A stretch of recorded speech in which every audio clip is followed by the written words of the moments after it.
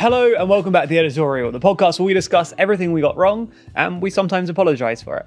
As always, I'm joined by our Editor-in-Chief, Zac Defends. Hello, hello, hello. How are you doing? Very good, actually. Whoa. Yeah, in part because... We haven't made any mistakes. Well, not very many, which is nice. That's because good. Obviously we came here 2 weeks ago and then we had to quietly arrogantly admit arrived assuming we hadn't made any mistakes and then turned out we had. having introduced the Q&A section, we made it immediately redundant. So, as is the new format, we're going to begin by discussing the mistakes we've made in videos. The videos that fall below our like-dislike threshold, we'll discuss what happened. We may apologise. And then afterwards, we'll move on to the Q&A section where we will answer some of your questions depending on how much time we have left.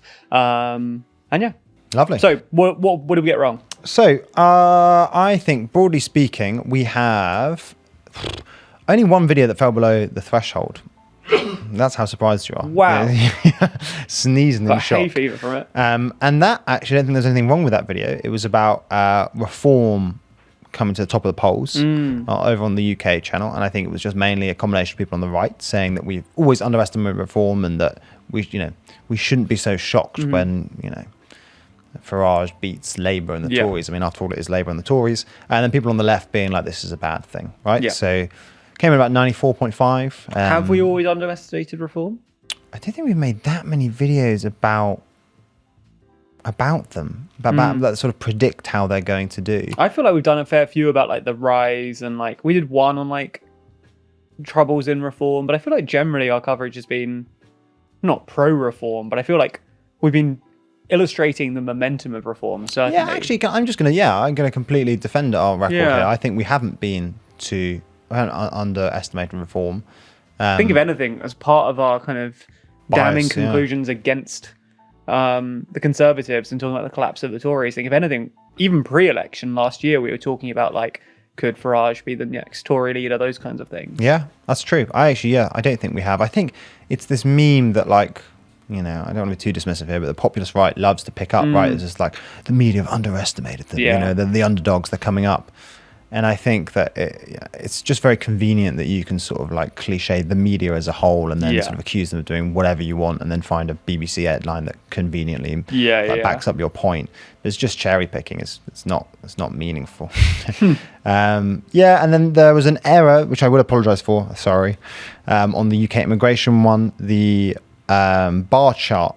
There was one that basically it shaded in the wrong visa during the narration, right? The wrong, So it highlighted the wrong. It was talking about skilled and it showed health and social care visas. And there was also another point in that video where we conflated citizenship and indefinite leave to remain. You need indefinite leave to remain before you can apply to citizenship. They're not quite the same thing. Okay. So those were both errors and apologies.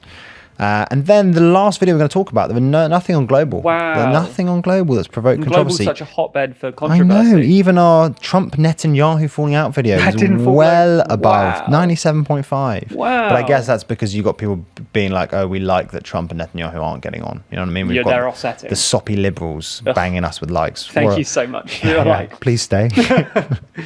But yeah, the only one that's worth that fell. And I didn't think it fell quite below. It fell on about 96 and a bit. But it's the Portugal election one. And I think this is because we didn't make an outright error necessarily, but I think something we omitted in that video. There's maybe two things that we should have mentioned that I am going to apologise for. The first is that we at least strongly imply that Montenegro lost the no confidence vote. It's not quite true. And this is my bad. I just did miss this, so apologies. He actually called a no confidence vote in himself, because he almost wanted to lose it, right? He thought it would be better for him to go to an election, say, you need to vote for me for stability, as opposed to letting the scandal that was putting pressure on him play out, right? Which turns out the right bet. It did work out. Well done. The other thing is that we say that Chega came third. They did in terms of votes. I think this has already happened, but Portugal has 4 sort of overseas constituencies, and they generally lean quite towards Chega. And those hadn't come in at the time, and the Socialists and Chega won the same number of seats at the time, so I'm pretty sure that Chega have actually come second in terms of seats because they won at least 2 of those overseas constituencies, whereas the Socialists, I don't think, did. But that hadn't happened yet.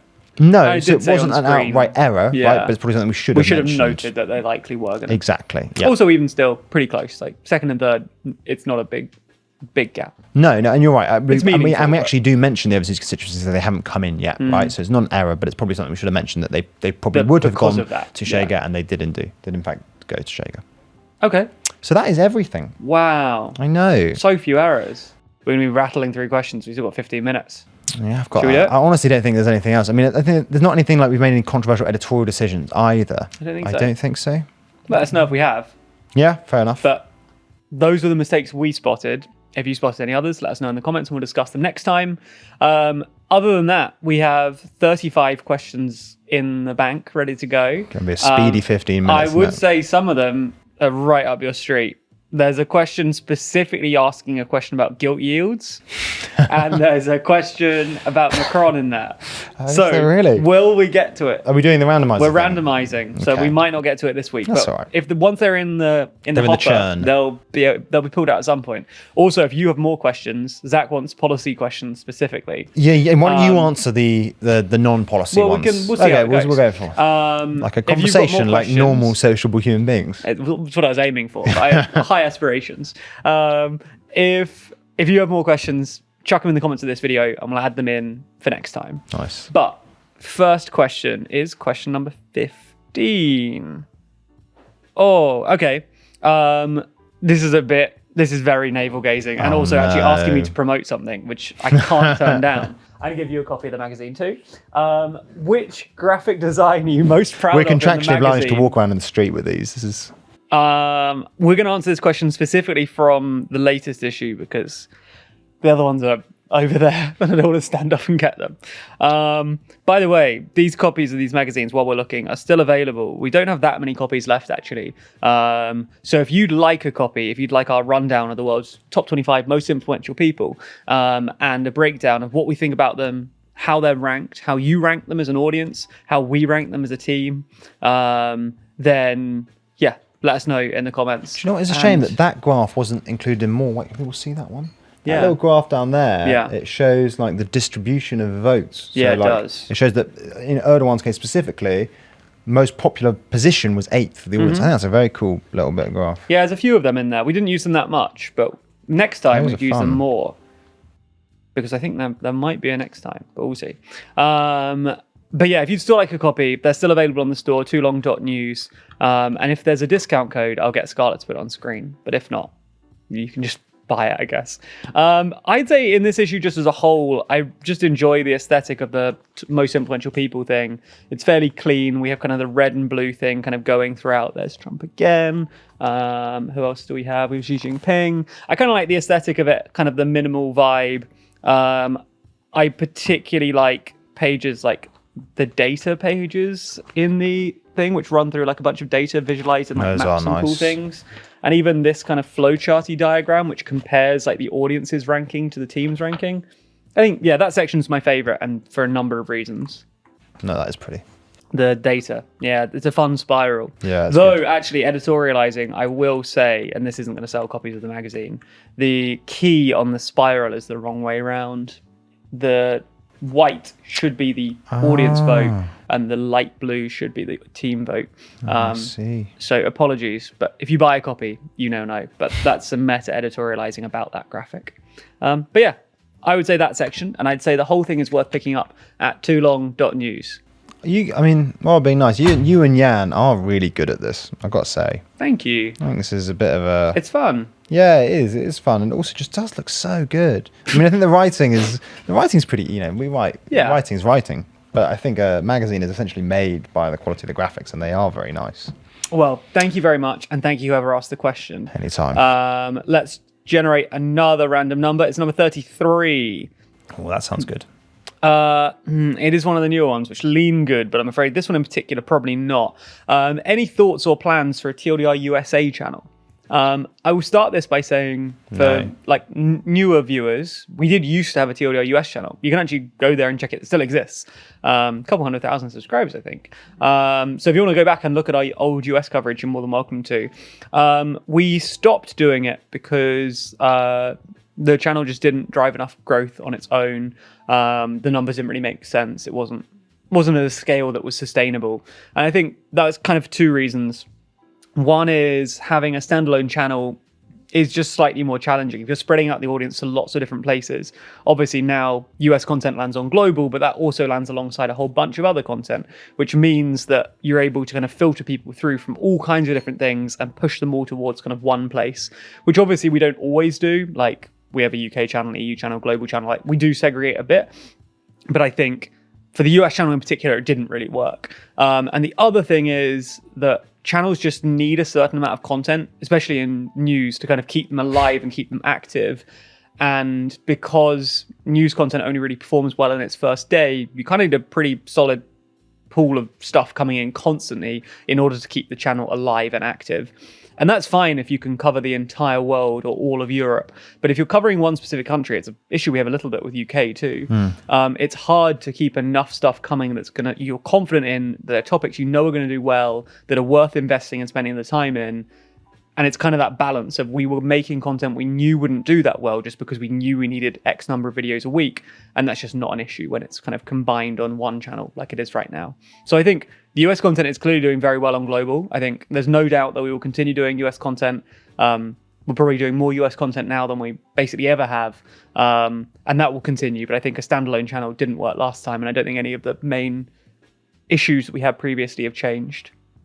Do you agree with that? Yeah, I completely agree. And I also think it turns out that global can tolerate a lot more news than we probably thought it was. I mean, there was an intuition we had for quite a long time that sort of 3-4 videos was optimum on a channel. But actually, I think sort of global, sometimes we do 6-7 videos a week. Yeah. And actually the views just seem to go up. I think people sort of appreciate the frequency. The other thing is that I've always found that doing neutral news in the American media environment is difficult. Americans don't want to caricature it too much, but do generally want you to take a side, right? In a way that I don't think the European viewers really do so much, right? I think American politics and sort of news is just that much more polarized, and carving out a sort of centrist niche is quite difficult. Yeah, I think there's partly just we get accused of bias much more in the US, that it's kind of harder to toe that line. And as you say, I think there's a demand for it. I think if you don't say what people want you to say, they immediately perceive you as biased from the other perspective rather than neutral. Like, even if you're just not making a point, they'll say, we didn't say Trump did this, so therefore you're pro-Trump, whatever, which again doesn't happen as much. To be fair, it happens in other countries too. It does. That's it happens in the UK, definitely. It does, but it doesn't to the same extent. And I do think it's one of the, like, it's one of the reasons that actually this is why you should support the channel. It's just a lot easier to pick a side and then just to get the clicks via like that. And it's always more difficult to try and do that sort of like boring centrist middle ground stuff that we aspire to. But yeah, it was really to be boring. It became particularly like acute. Like, I realized like quite how easy it was to do American news. You can make a living right off just bashing Trump or bashing Democrats. Easy. I mean, it seems to be inexhaustible demand for either side. You could do both. One person could do both, and people wouldn't even care. We've got new business when this falls apart. Well. Yeah, but I think it's always one of the structural issues with this business, right? Just commercially speaking. Yeah.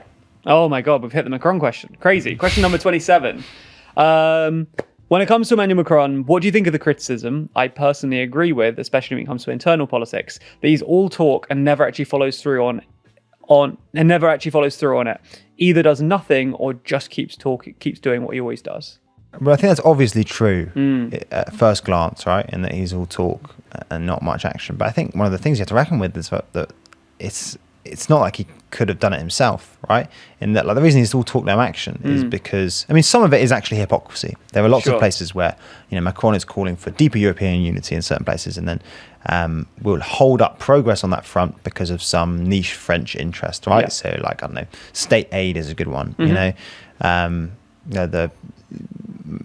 Macron will say that, we need to sort of have our own European Inflation Reduction Act, and then when it actually gets down to it, it turns out that he wants billions for, I don't know, French wine producers or dairy farmers or something like that. Yeah. And that has actually happened, right? But in general, I think that the issue is just that his more ambitious proposals, especially talking about European context, right? His more ambitious proposals have just been stymied by intra-European disunity in a way that I don't think he could have necessarily got round. I also think that it is far better to have someone pushing for those things than no one pushing for those things. And also, you don't know what the relevant counterfactual is, right? Like, sure, we're not under federal Europe or whatever, we're not really at strategic autonomy. But I do think that in lots of places we are moving towards things that Macron's wanted. I mean, most obviously at the moment it's Capital Markets Union. I think that probably will. It's quite niche, and it's about basically allowing European businesses to draw investment from other European countries, right? So if you're in America and you're in a business like us, right, and we want a whole load of money, it's fine. You go to Silicon Valley, you go to New York, you're just pinging out emails all over the place. If you're a French company, it's far harder, right, to get investment from a German fund, for instance, right? And if there's a unified capital market, would ideally make all of that a lot easier. And that's something Macron's been talking about for a while, and it looks like they are moving towards it. I mean, European strategic autonomy, we are moving towards a sort of some sort of load-bearing security architecture. That's very Macronite. Yeah. I mean, again, probably a reaction to wider events as opposed to Macron, but it's helpful to have that person pushing towards it, to take advantage of those opportunities when they arise. And yeah, I think my intuition, one of the reasons I'm more forgiving of Macron than other people, is that I think without Macron, I think actually European political discourse would be very, very different. I think without that voice, like pushing for deeper European strategic autonomy, but then also just like reminding people of like the basic, the sort of basic rationale, the original rationale for the European project, right, which is just to create a European superpower, to rival America, to rival now China.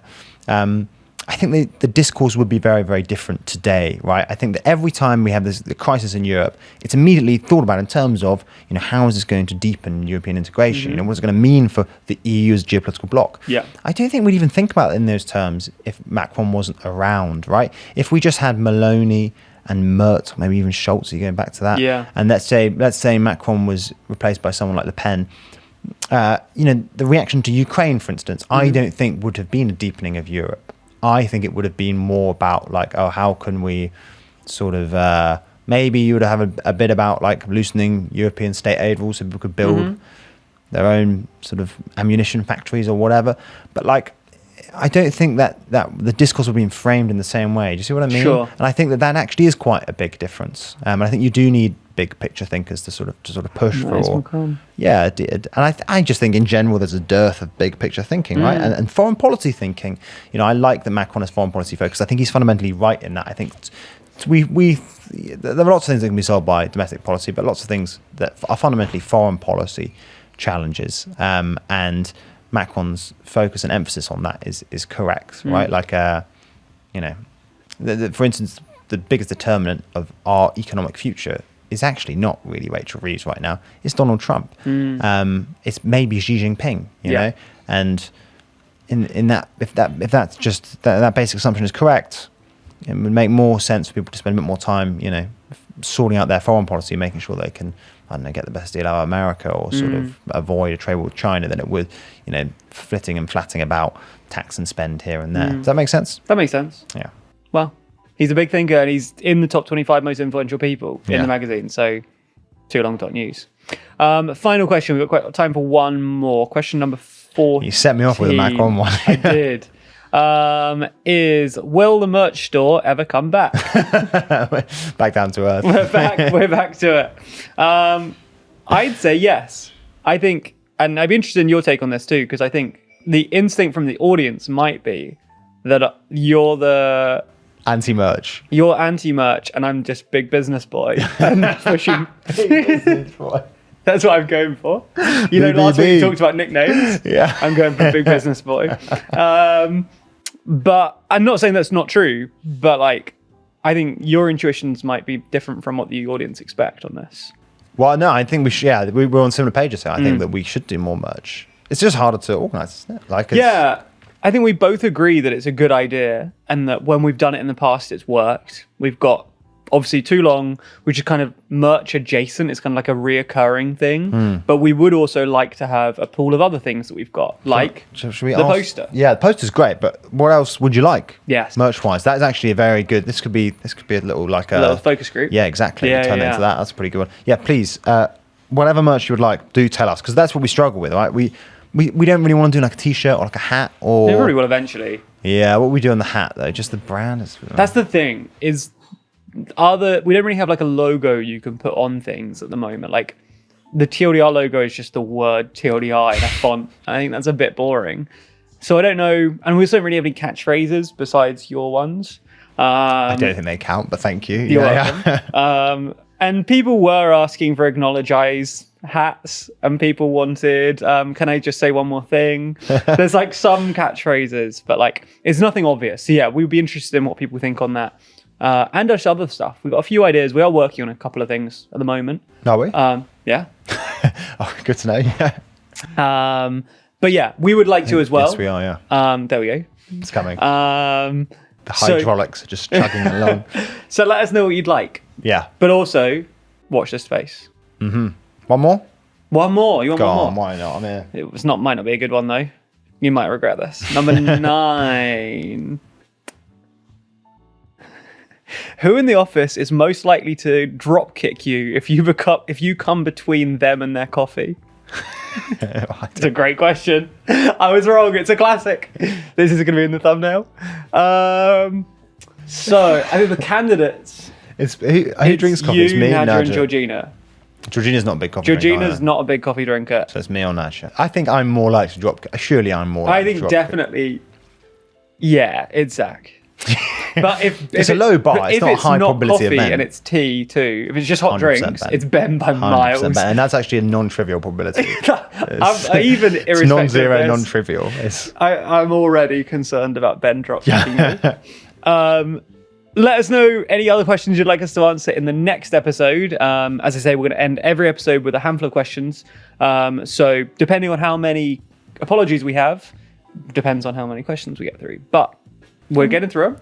I don't even know if we can keep this in, but I'm actually quietly proud of us because we always wanted to get to this point, right, where the editorial was sort of redundant, and we sort of semi-have achieved it. A little bit. I mean, it took our time, but like we did sort of get there. We're getting there. Yeah.